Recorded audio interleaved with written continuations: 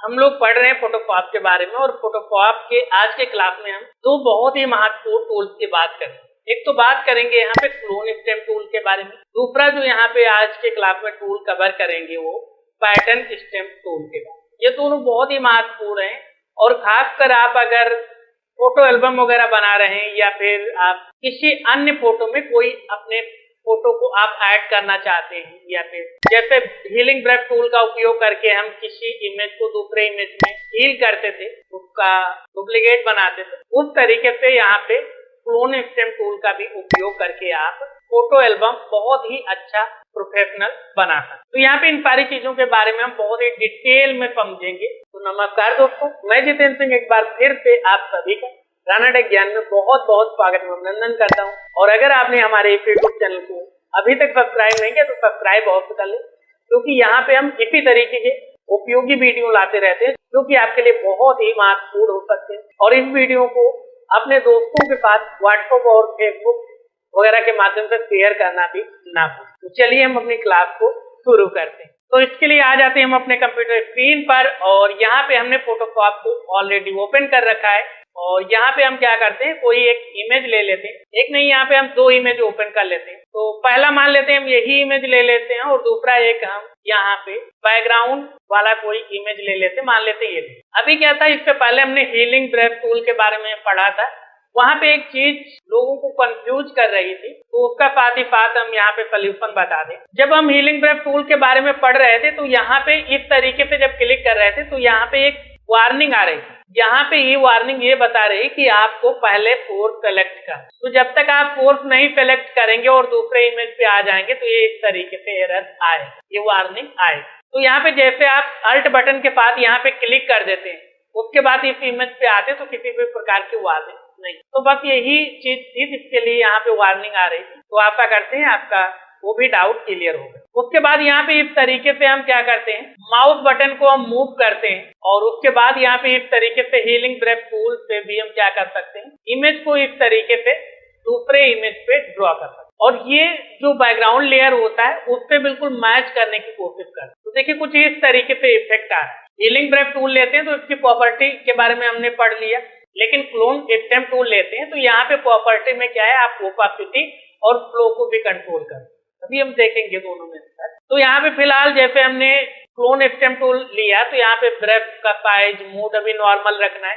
इनके बारे में हम जब लेयर वगैरह पढ़ेंगे तब डिटेल में समझेंगे कि अलग अलग मूड का कब आप उपयोग करें। ओपेसिटी और फ्लो अभी 100% है। अलाइन का मतलब ये है कि आप सीधी लाइन पे यहाँ पे क्लोन स्टेम टूल का उपयोग कर पाएंगे।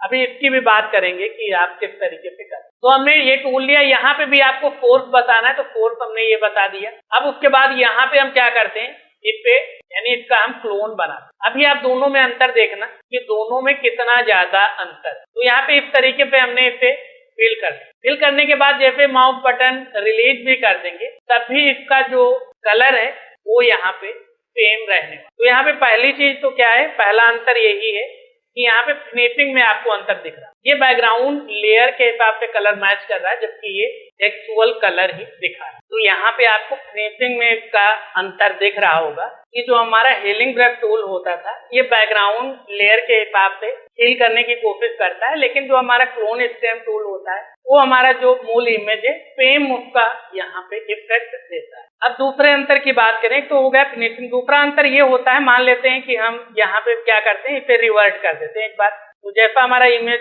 मूल था उस तरीके से आ जाए। उसके बाद हम यहाँ पे पहले क्या लेते हैं, पहले हीलिंग ब्रेथ टूल, तो यहाँ पे अल्ट के साथ क्लिक किया, उसके बाद यहाँ पे इस तरीके से हम ड्रॉ करने के बाद जैसे हम माउस का लेफ्ट बटन रिलीज कर देंगे एक बार, मान लेते हैं हमने इतना ड्रॉ करने के बाद रिलीज कर दिया। उसके बाद मुझे लगता है भाई नीचे का हिस्सा भी मुझे ड्रॉ करना है, तो अगर इस बार हम दोबारा पे करेंगे तो दोबारा पे नया क्लोन बनेगा या फिर नया उसका डुप्लीकेट या फिर नया उसका कॉपी बनेगा, उसे हम कंटिन्यू नहीं कर। लेकिन यही चीज अगर क्लोन स्टेम के साथ हम कर रहे हैं, मान लेते हैं यहाँ पे अल्ट के साथ फोर्स क्लिक किया और यहाँ पे इस तरीके से हमने ड्रॉ करने के बाद हमने जो माउस का लेफ्ट बटन है उसे रिलीज भी कर दिया, या फिर हम कोई दूसरा भी काम कर लेते हैं। उसके बाद फिर से हम यहाँ पे आते हैं और फिर से कंटिन्यू करते हैं, तो हम इमेज के बाकी हिस्से को भी क्या कर सकते हैं, यहाँ पे ड्रॉ कर सकते हैं। तो दूसरा अंतर ये हो, ठीक है, दूसरा अंतर ये होगा।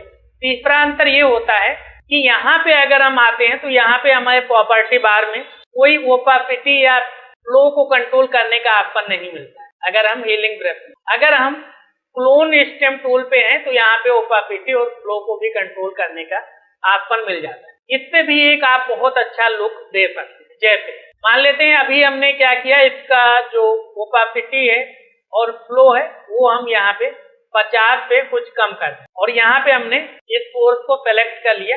उसके बाद यहाँ पे हम इस तरीके से ड्रॉ कर, इस तरीके से हम ड्रॉ कर, तो कुछ इस तरीके से हमारा इमेज जो है बने। या फिर हम ये करते हैं कि यहाँ पे एक बार रिवर्ट ही कर देते हैं, तो यहाँ पे आपको अंतर दिखेगा। यहाँ पे 50% पे कम हमने रखा और यहाँ पे हम इस तरीके से डायमीटर को थोड़ा सा बड़ा कर लेते हैं और इस तरीके से हमने क्या किया, यहाँ पे इमेज को ड्रॉ। इस तरीके से माउस बटन को हम मूव करते हुए इस तरीके से यहाँ पे इस तरीके से हमने इसे ड्रॉ। तो देख सकते हैं कुछ इस तरीके से भी हम इफेक्ट दे सकते हैं। या फिर हम ये कर सकते हैं, यहाँ पे हम कंट्रोल अल्ट जेड करेंगे और उसके बाद हम क्या करते हैं, यहाँ पे एक बार फिर से हम ओपेसिटी को और थोड़ा सा बढ़ा देते हैं और फ्लो को भी थोड़ा सा बढ़ा देते हैं और उसके बाद यहाँ पे आते हैं। तो देख सकते हैं कुछ इस तरीके से भी आप इमेज को तैयार कर, तो इस तरीके से भी आप इमेज में अलग अलग इफेक्ट दे सकते हैं। यहाँ पे अभी हम केवल टूल्स के बारे में पढ़ रहे हैं, जब प्रैक्टिकल करेंगे तो इसका और अच्छे से हम उपयोग करना चाहिए। यानी अगर यहाँ पे बैकग्राउंड नहीं होता, केवल इमेज होती, तो और भी खूबसूरत यहाँ पे एल्बम बन के तैयार है। आशा करते हैं ये अंतर आपको अच्छे से समझ में आ रहे हैं। अब इसके बाद बात कर लेते हैं जो अगला टूल है, यहाँ पे pattern stamp. Pattern stamp tool भी क्लिक करते हैं तो यहाँ पे सेम प्रॉपर्टी मिलती है, brush, mood, opacity, flow, pattern और अलाइन। तो यहाँ पे अगर आप अलाइन को टिक करेंगे और यहाँ पे कोई भी पैटर्न ले लिया, मान लेते हैं ये ले, उसके बाद यहाँ पे डायमीटर को थोड़ा सा बड़ा कर लेते हैं, उसके बाद इस तरीके से आप मूव करेंगे तो देख सकते हैं पैटर्न यहाँ पे फील हो। अगर आप इस टिक को हटा देंगे, उसके बाद इस तरीके से आप कर रहे हैं तो इस तरीके से आप कर पाएंगे अपने आवश्यकता।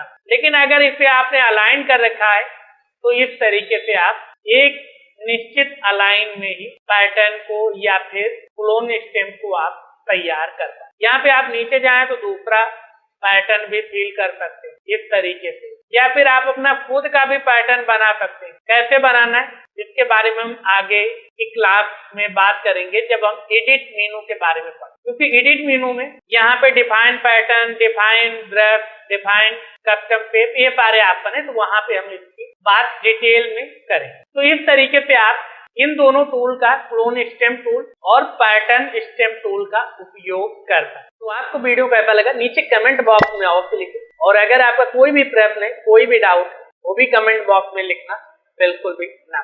और अगर आपने अभी तक हमारे यूट्यूब चैनल को सब्सक्राइब नहीं किया तो सब्सक्राइब अवश्य कर लें, ताकि आने वाले सभी वीडियोस की जानकारी आपको सबसे पहले भेजी जाए। और अगर आप इस कोर्स या फिर कंप्लीट कोर्स को देखना चाहते हैं तो इन प्लेलिस्ट को चेक करना बिल्कुल भी ना भूलें। तो हम मिलते हैं आपसे अगली क्लास में, तब तक याद रखें, ज्यादा लर्निंग, ज्यादा अर्निंग, सीखते रहें और मुस्कुराते रहें।